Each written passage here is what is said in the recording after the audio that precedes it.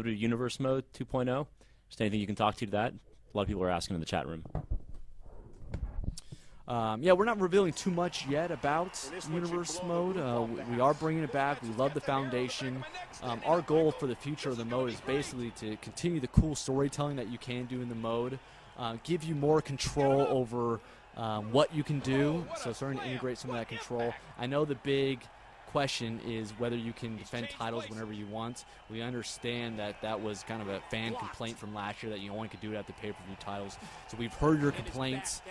We are addressing in a certain way. We're not detailing exactly how. We'll let you know as soon as we start really diving in more into what's new in Universe Mode this year. J Phoenix 7 asks, WWE Games, did the reversal system improve? Last year it was too easy to reverse moves. All you had to do was keep clicking the trigger. I hope it's more difficult to reverse. Yeah, it's absolutely more difficult to reverse. So what we found, what was going on, is that we did allow you to spam the right trigger button there. So you could continue to just mash that and reverse the guy. So we've actually completely changed that this year. So there's no more being able to spam that. It's all timing based. And we've also fine-tuned a lot of the timing windows to make them more consistent, because we found others were too big of a window and some were too small. So we went ahead and fine-tuned all that. We basically retooled that whole reversal window system.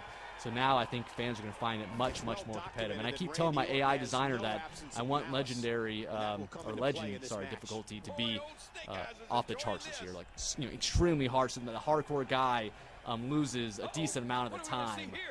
So fans can expect to see that this year.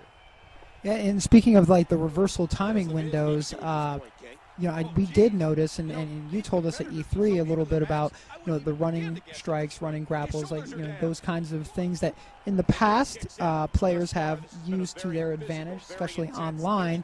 But because of what we've done to really change that up and how you play, it seems to really make a difference, and you're not seeing as much running and running strikes and running grapples all of the time. It's like actual, in-ring, action going on. Tell us. Yeah, I mean, it's just important to keep the whole experience competitive. We are constantly trying to look for those exploits that fans find, and trying to find a competitive way to balance that. We don't want to just completely strip it out. If someone does like running strikes, it shouldn't be a negative thing, but there's got to be a balance. If they're overpowered in the game, then we need to find, as a design team, some way to address that. Also, they just saw the RKO there. A lot of people have been asking me about the reach animation for the RKO and just signatures and finishers in general, that reach animation that plays, and we are addressing that. So don't worry about that. I saw a lot of fan feedback about that. We'll make sure we get rid of that reach animation so that it looks natural. What's up with the beard? Lack of beard, dude.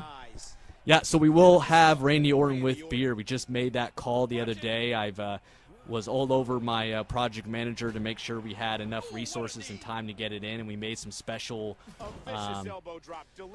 cases for him. So we will have the version of Orton with the beard and without, and we will have it as kind of a second alternative attire for him. So it won't replace the other one, so we get 2 Ortons this year. Pretty cool. That's awesome. And you keep saying, I saw a lot of the community reaction. I saw a lot of their feedback. You're on Twitter, at Real Corey Ledesma, and you have made yourself available for all of the fans in the WWE Games universe. How's your experience on Twitter been so far? Oh, it's been great. I think it's awesome to be able to speak to the fans so often, and to really just hear what they're expecting to see in the game, what they want to see in the game, what they like so far. Getting positive comments as well as constructive criticism is great as a game designer, to be able to get that information. I think it's already paying dividends, because a lot of the feedback that we've gotten, we've already made changes in the game, which is really cool. So that means the fans are actually making those changes themselves by basically requesting those. Oh, they want to see if the punt is with the left foot. That's what they want to see, and that's something else that we saw from the fans, and we will address it. Basically what was going on is that we were mirroring the move depending on the location of the opponent. And so we'll go ahead and fix it and just have Orton always do it with the right foot. That's not a problem to go ahead and do that. So fans will be able to see that change in the final version. So yes, Orton will always punt with the right foot. For those diehard guys are looking for 100% authenticity, yes, we'll have it. Right. They actually want to see him do it. I get my signature again, so I'll go ahead and wow, talk about timing. So, Corey, we actually just recently had a community summit where we invited 10 of the community leaders that we talk to on a regular basis that represent some of the largest gaming sites out there. They were here pre-E3, and if you guys haven't seen the articles, we've posted them. You guys definitely check them out because they got to see that kind of exclusive hands-on access with the game, and they really had the unique opportunity to see it early enough to give you guys a lot of feedback. Tell us a little bit about that experience, because I know that was one of the first of its kind here. What was that like, and what came out of it? The community summit was great because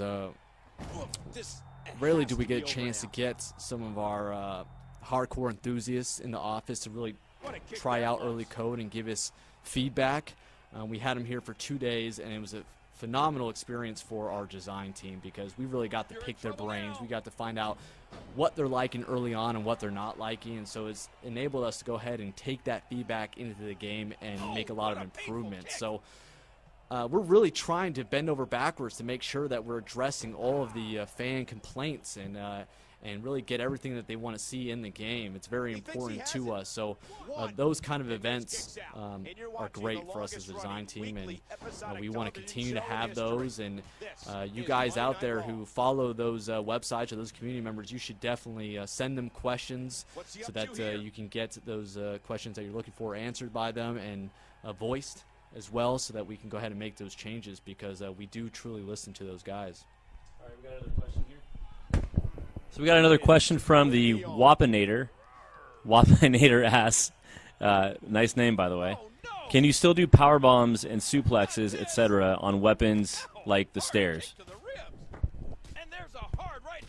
Yeah, absolutely. That's still in there.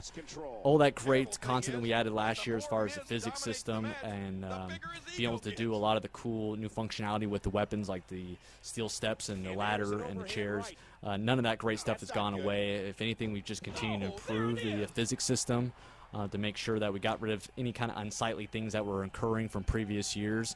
So it's really great, like I mentioned earlier, about the technology that we haven't lost any of that progress we made on the physics or the weapons or anything like that. So we get a lot of the time we get from fans, people in the community. They ask us, why can't this or this or this happen? Our answers to them usually is, it's obvious to us on how much time year to year we get to make a game, but in your own experience, being the creative director of the game, like, what's it like to get some of that feedback, knowing that you want to do it, and what are some of the things that are holding us back from that? It's definitely a frustrating thing. We have just this huge list of over 1,000 things that we really want. It's a little dramatic, probably not 1,000, but seriously, hundreds of things that we want to get in there. They may be small things, they may be really large modes, whatever it is. We just feel like we never have enough time, we never have enough resources, we never can get it all in there. So each year we just kind of pick what we think are the highest priority items, and so the gameplay this year is obviously a huge one. It's a high priority every year, but really we went kind of above and beyond this year with gameplay because we wanted to make a big impact with this new technology.